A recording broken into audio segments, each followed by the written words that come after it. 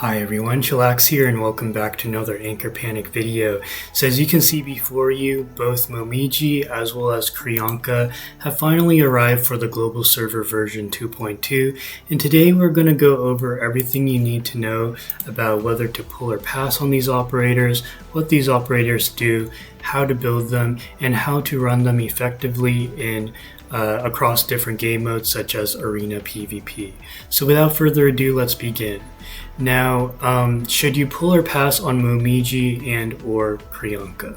Well, the good news is that so long as you log in at least once before the version 2.2 update ends on May 6th, you will get a free copy of Crianca in the mail. So, typically when a new limited time operator such as Momiji releases, this is the best entry point for new players who are curious about Anchor Panic to give this game a try, because limited time operators, as denoted by this right here, means that once this operator's rate up banner ends, they are not entered into the pity pool, which is this right here. So if this rate up banner expires, you won't be able to fail pity to Momiji or say another limited time operator like Frostjade. You won't be able to. Whereas non-limited operators, so basically like standard operators such as Crianca, once her banner expires, you will be able to potentially fail pity for her or her signature sigil in the future as you are trying to obtain and summon for the next new rate up operator. So please keep that in mind. To answer the question whether to pull or pass on these operators, I would say that if you are a long-time player who's also free to play, if you somehow missed a copy of Frostjade or her signature sigil, I recommend securing them now, because this is her first rerun, and Frostjade is the most powerful healer in the game, most meta defining besides Strain, and once her banner expires, you probably won't be able to get her again until September or later on this year. Very important to pick up her. And if you did manage to pick up her the first time but you only got like one copy of her, then I think now's the perfect time to get 2 more copies of her to bring her to Ascension 3. And this will allow her to revive up to 2 operators every 4 rounds when she has the Frost Domain up. And this will play a huge role in both PvP as well as PvE. Yes. Now, if you are a brand new free-to-play player, the same advice applies to you. In terms of pull or pass, your priority is not going to be Momiji. It will be Frostjade. Get her Ascension 3 and 1 copy of her sigil. And as a new free-to-play player, even if you're free-to-play, you should get enough Crystal Ashes from clearing the main story and the other one-time clear game modes that you should be able to have enough of these Crystal Ashes to summon for a copy of Momiji and maybe her signature sigil. And if you do so, I think this will really help you get started in the game, because like for instance, I've been running her on my free-to-play JP account for over a month now, and she's one of my best DPSs on my account besides White Rose. So, she's very good, Momiji, because she does very high damage output, which is kind of obvious because she's a fire striker, but she also has the ability to reduce the enemy's healing, prevent them from gaining a shield, doing extra damage to shielded enemies, and being able to attack on the enemy's turn, thanks to her cursed state. And we'll talk more about that in a moment. Now, Coveneel at base copy is perfectly functional. If you are a new player who is free to play, who got her A3 S0, A0 S0, then you can consider picking up a signature sigil for Crianca. That way you have a very good fire core in the form of Momiji and Crianca for your starting lineup. Crianca is one of the best defenders in the game right now, and she's the only defender who can provide crowd control immunity to your allies, to my knowledge. So she's a very valuable unit. Her sigil is not important in order for her to carry out her kit. However, it will add to her consistency, notably her ability to reignite herself and to her two other allies to allow them to once again be shielded, provide reflect damage, and have crowd control immunity. So, very useful sigil there.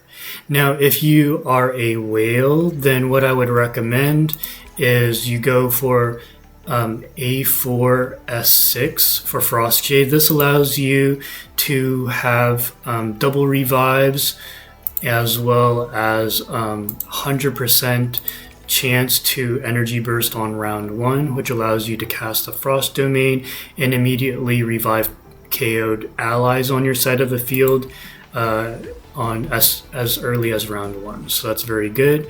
And then for Momiji, as a whale, you would go A4 S6.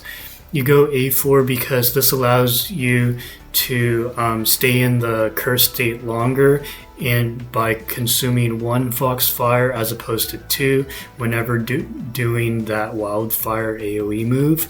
And then for her signature sigil at max dupe, this allows you to start off with 9 Foxfire stacks, which means that as soon as one ally, even herself, moves, it brings her up to 10 and she automatically goes into the curse state.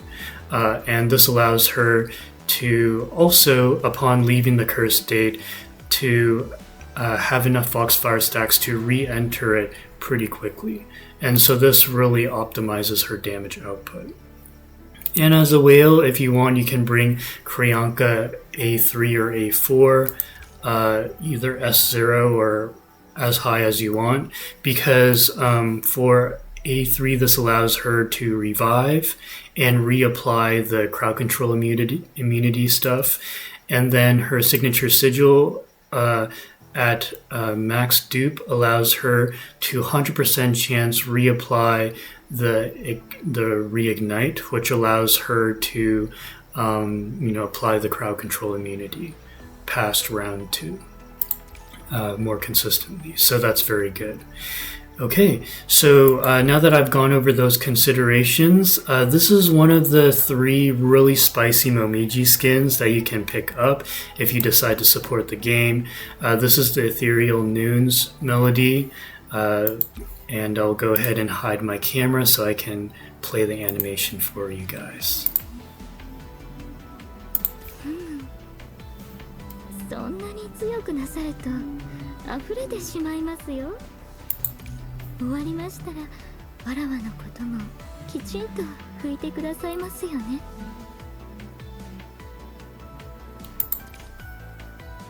あらあら、それは若様が新しくオーボエになった手品でございますか？もしそれで若様を楽しませることができるのでしたら。若様、こちらへお座りになりませんか？わらわには若様にお伝えしたいことがたくさんございますの。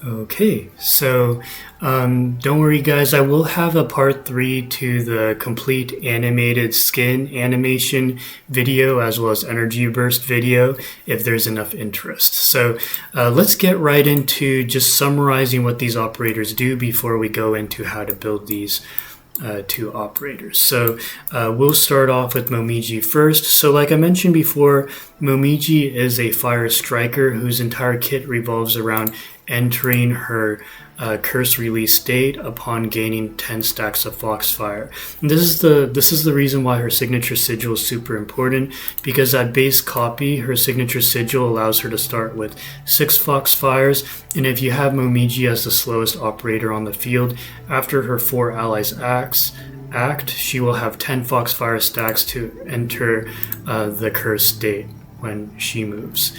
And when she enters the Foxfire state, she will do 1 AoE move, and then anytime any operator acts on either the enemy or your side of the field, she will consume a Foxfire stack to do AoE Blazing End damage.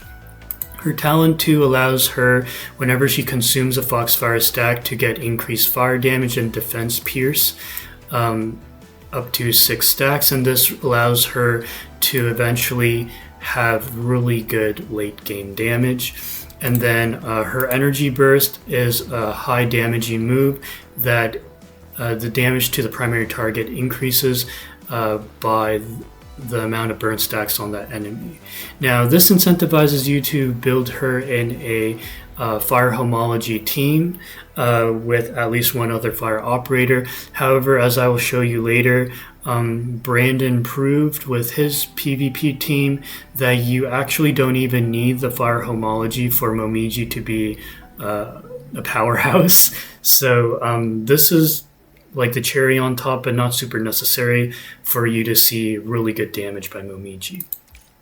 Okay, and then for her signature sigil, like I mentioned before, this allows her to get extra fire damage, crit damage, extra damage to shielded targets, start with 6 stacks of Foxfire at base copy, get 1 additional stack of Discernment, which I think was some sort of offensive buff, and when exiting the cursed spirit form, she will start off, instead of 0 Foxfire stacks, she'll start off with more Foxfire stacks, like more than 0. So this allows her to re-enter the curse state a bit faster.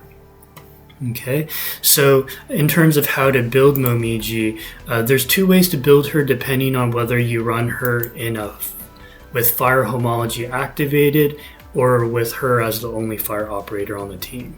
Now, this is her best set, assuming that you have at least one other fire operator ally, which runs 4-piece fire, 2-piece attack boost. This allows her to get 10% extra crit rate, as well as 20% extra crit damage, as well as the extra base attack and fire. However, if you are unable to activate the fire homology, like let's say she's the only fire unit on your team, you will not be able to apply burn stacks, and therefore the 4-piece will not be good. You instead will go 2-piece fire and 4-piece attack. 4-piece attack is not bad because every time she casts a skill, she will grant herself an additional 8% attack until the end of the turn, which allows her energy burst and all her other damaging moves to do more damage. So in a way, the 4-piece attack boost, 2-piece fire might be the better sigil or model set combination if you want a more universal set. And then you would go speed, crit rate, and crit damage. Now for remodel effects, this is not optimized, but you want as much crit rate and crit damage as possible, followed by base attack and attack. Yes, so I obviously need to improve this a lot, but that's what you're aiming for. You don't want her to be too fast because if you are a free-to-play player, you will start off with 6 Foxfire stacks, and so you need your 4 allies to move before she does in order to enter the curse state before she moves. So that's important there. For her signature sigil, I would recommend crit rate is the #1 stat. This is non-negotiable. I would recommend you actually keep empowering until you get crit rate and then lock it before you lock in the other ones. So crit rate is the best offensive stat, followed by defense penetration, followed by either crit damage or fire damage, whichever comes first. Yes, and if you somehow get speed, that's fine too, but crit rate is non-negotiable. You need to have that. Okay, and then if you don't have her signature sigil, then you can go for a crit rate sigil, such as Arrival of the Outsider, or the Great Furnace. I would say either of these crit rate sigils are the best, or any of the crit damage ones, those will work too. Okay, so now let's talk about Crianca. So Crianca's kit, I would say the most valuable part of her kit that no other operator provides is her ability to provide 3 allies on your side of the field, crowd control immunity, debuff immunity for 2 turns, along with, a shield that scales off of her max attack, as well as some damage reflection. But the most important thing is the debuff immunity at the start of battle. This is what allows her to be noteworthy in the current PvP meta with the Lang Jiaos running rampant. And then her talent 2, it's not a super important part of her kit, but it basically helps with your survivability by reducing the damage taken by enemies with the flame stack on them. And then her energy burst allows her to do increased damage to the target with the most flame stacks, and also bring that enemy to basically pulling them forwards in front of Crianca. So this is a way to kind of rearrange the formation, the positioning of the enemy operators. I don't know how impactful this is. It generally is not super impactful, but it can help out depending on the specific targeting of your allies. Like most allies have a front row targeting move, so bringing the enemies to the front as an example can be quite useful. And Crianca is the only one who's able to do that. And then her signature sigil basically adds to the consistency of her, ability to apply the ignition back onto herself and her 2 other allies, and to also increase the amount of damage reflection that she can grant on those allies. Yes, and it increases her base HP. It reduces the crit damage she takes. Now, her signature sigil is not super necessary. Especially if you're doing PvP matches that end by round 4. There is an excellent alternative sigil, which is automated cultivation, which also increases her base HP and even increases her HP and defense further. It could make her very tanky. So this is also very good, especially if you're running her with multiple fire operators. Now, in terms of how to build her, there's 2 different builds. One is 4-piece block, 2-piece HP. The other is 4-piece HP, 2-piece defense, which is this one right here, backlash, because it's 17% defense bonus.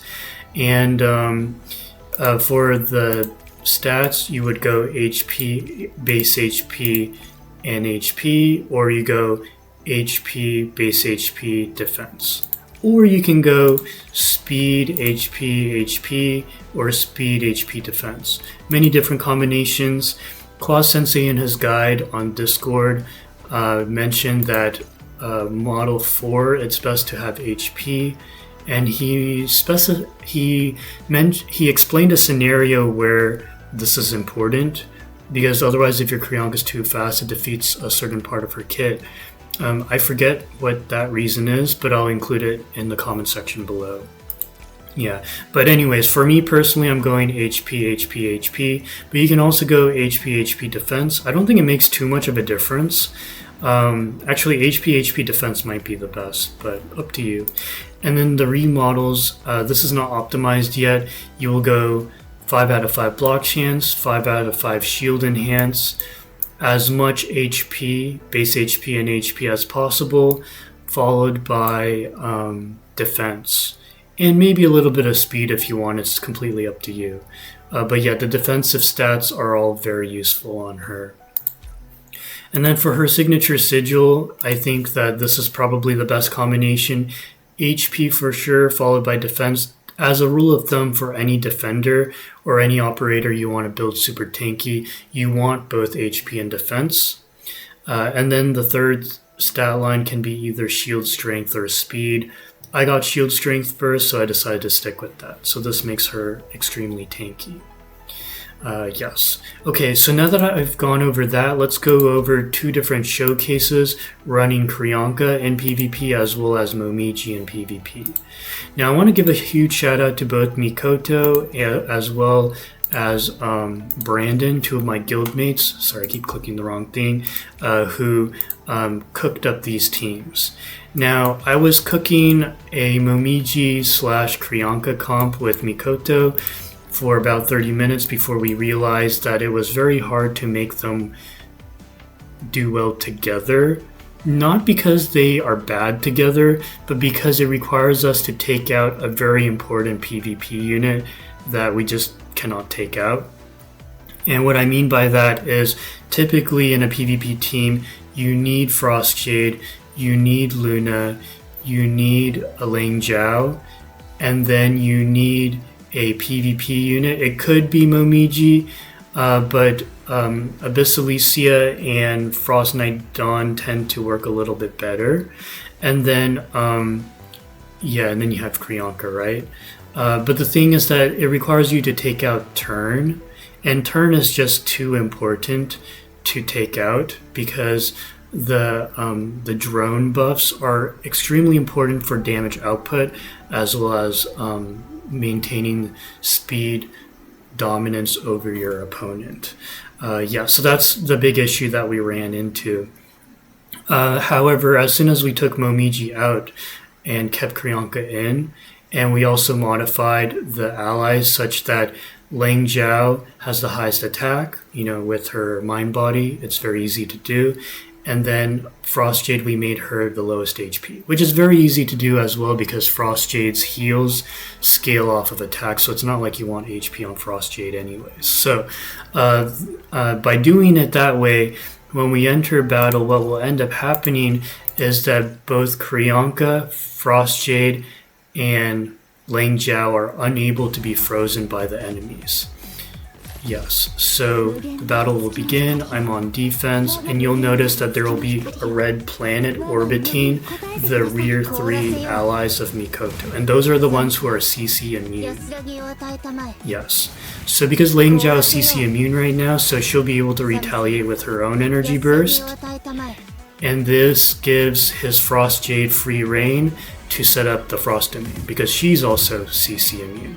So this allows you to stabilize your side of the battlefield even if you are being outsped. And that's kind of like how this team works. And while you do sacrifice a bit of offense by doing it this way, however, it gives you a chance to actually win on offense against an enemy who is outspeeding you or who is winning the speed tie. Now, I think the reason why Mikoto still lost here is because he opted for Abyssalicia instead of Frost Knight Dawn. I'm almost convinced now that Frost Knight Dawn in the PvP environment right now is better than Abyssalicia, because even though Abyssalicia does a little bit more damage than Frost Knight Dawn, however, Echo has gotten significantly worse in PvP, which forces you to take out the lightning homology, right? And without the application of shock stacks, Abyssalicia's damage output significantly drops to a point where Frost Knight Dawn ends up doing more damage than Abyssalicia while also being able to apply freezing stacks of her own, right? However, the advantage that Abyssalicia has over Frost Knight Dawn is that Abyssalicia, when she gets KO'd, can revive, whereas Frost Knight Dawn cannot. So that is the consideration there. So I end up winning this, really long battle. I think it was like 7 rounds. However, as you can see here, we're pretty much neck and neck. No one has gotten KOs on either side, to my knowledge. Oh no, I did pick up a KO on against him, it looks like, by round 3. But this is kind of an illustration of the game plan of Mikoto. And Mikoto's team, even though he loses here, has over a 0% win rate against Brandon's team, which I'm going to show you next. Brandon's old team and Brandon's new team I have a 0% win rate against that team while attacking him. If he outspeeds me, he wins. However, when I saw Mikoto in simulation, when this team attacked Brandon's team, the original team, which was almost identical to mine's, except running Abyssalicia instead of Frost Knight Dawn, Mikoto was able to pick up wins on occasion against Brandon, which is really good. So now I'm going to showcase Brandon's Momiji team that is capable of beating my team on defense and him on offense. So the way this team works, and actually I'm going to show you the variation to this because I think this one's quite spicy if I can find it. Yeah, so this was way more consistent. Okay, so after some playtesting, Brandon came to the conclusion that if Lilira has a mind body, he is able to have two operators on his side of the field that is capable of completely negating damage whenever Luna's barrier gets broken the first time, or when Lilira's emergency aid shield gets broken from her mind body. And this allows his team to not die. And then with this immortal duo defender combo intact, you also have the best speed tuning / crowd control combo, Turn and Lang Jiao. And then the fifth slot is your DPS of choice. In his case, he went with Momiji, and he probably went with the 4-piece attack, 2-piece fire boost model set. And the nice thing about Momiji, like the advantage that she has over operators like Abyssalicia, Frost Knight Dawn, or Rose, Physical Rose, is that Momiji, when she's max ascended, max sigil duped, she's able to do a lot of damage all the time, whether it's the opponent's moving or you're moving. And because of her talent too, by the end of round 3 or 4, she ends up with an extra, I think, like 30% fire damage and an extra like 360 defense penetration. So Momiji, and this is just from her talent too, so this makes Momiji a very good late game DPS. And what ends up happening, if I was to start playing this, what ends up happening is that once he gets max stacks of discernment, his Momiji ends up like picking up KOs even before round 4. And so you'll see that. So even though I outspeed him, thanks to the combination of Luna and Lilira, I end up not picking up any KOs. Okay, so now his Momiji enters a curse state because he starts off with 9 Foxfires, thanks to max duped sigil. I still have the speed tuning advantage, however, his Momiji is online, so he's able to constantly hit me back whenever I do damage to him. And as you can see here, Momiji has already applied a shield block onto my Frost Jade. And so this diminishes my survivability. And and mind you, when Momiji enters the curse state, she removes crowd control on herself. This is also another advantage that she has over any other DPS, because if Abyssalicia or Frost Knight Dawn are frozen, they remain frozen. However, Momiji can get out of the frozen state upon entering cursed state. So this makes her a very good DPS with some degree of crowd control immunity. I do believe also her Ascension 3 applies a 70% crowd control immunity, if memory serves me right, so that is also pretty good. Yeah, so freezing Momiji is going to be quite difficult. I do manage to pull it off here, but I believe it was a fairly low percentage to do so. And as you can see, it didn't really affect the outcome of the match. By the time it is round 2 or 3, he will pretty much have 100% uptime on Luna's barrier, as well as Lilira's mind-body emergency aid. So she can, so Brandon can pretty much negate 2 instances of damage completely, just completely neutralize it every turn. And not to mention Lilira can heal as well. So this makes it so that it's like I can't even pick up a KO, which is why Frost Jade is not needed on Brandon's team. Yeah, so it's crazy. Like Luna cast the barrier, and even if I get through the barrier right now, Lilira's emergency aid shield is intact for all of his units right now. And I think by the end of round 3, I think by the time his Momiji moves, his Momiji will have max fire damage and defense pierce, so he will be able to do lots of damage and pick up a KO even through my Luna's barrier that I just set up. So I set up the barrier, you saw that earlier, and now his Momiji's going to move after his Luna.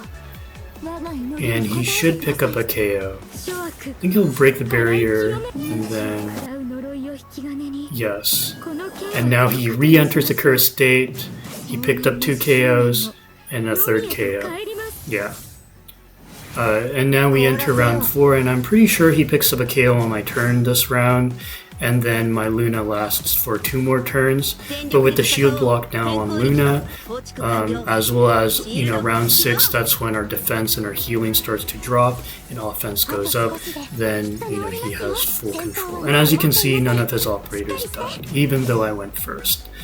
So that pretty much wraps it up for this video. I hope you found it informative. Let me know in the comment section below what you think of both Momiji and Crianca. I'm actually really happy that these operators are having such great performance at a very high level in arena PvP, because the fire element for the longest time was not doing so well. I'm really curious to see how the fire operators do for Entropy Cataclysm. If there's enough interest, I can film an Entropy Cataclysm video when that game mode drops in a couple days. Those videos tend to not do as well, but maybe I'll film one just because the meta will have changed quite a bit by that time. So anyways, thank you guys so much for watching, and I will catch you in the next one. Take care.